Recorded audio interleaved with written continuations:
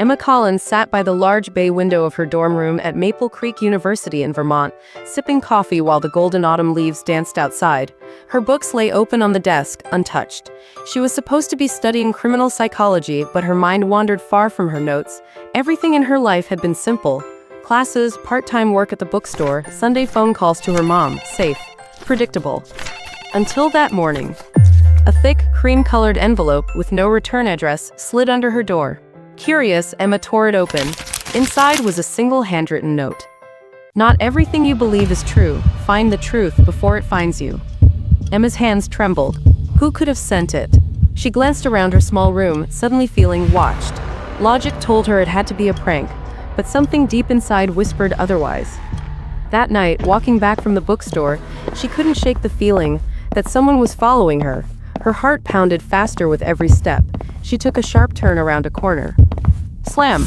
She ran straight into a tall, broad-shouldered man. I'm sorry, she gasped, stumbling back.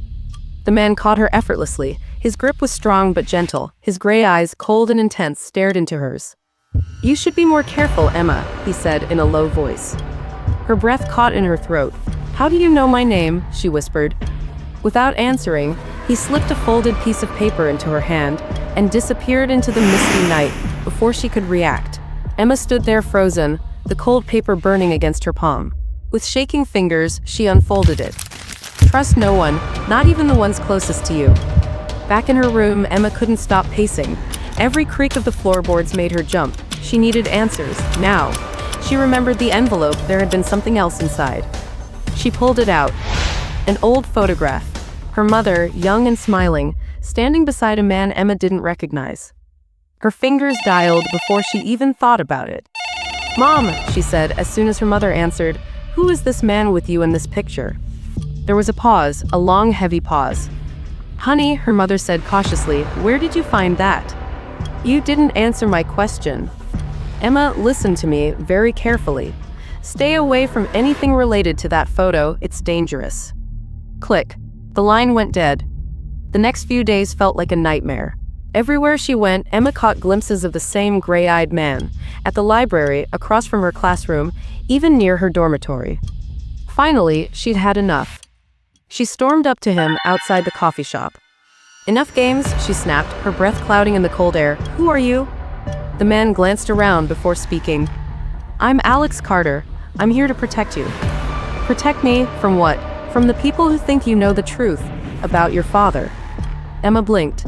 My father died in a car accident when I was a baby. Alex's expression hardened. That's what they wanted you to believe. Emma stumbled back, her world tilted dangerously. Alex explained everything. Her father, David Collins, had been a whistleblower in a secret government project that went wrong. To protect his family, he had staged his own death. But now, something had changed. He had been captured, and the people who once hunted him were now after Emma. You're their leverage, Alex said grimly. Before she could even react, screeched tires tore through the quiet street. A black SUV skidded to a halt outside the coffee shop. Men in dark suits poured out.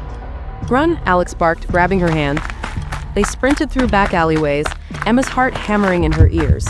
Bullets whizzed past them. They didn't stop running until they reached the cover of the dense woods surrounding Maple Creek. They hid in a safe house, a small wooden cabin, far from town.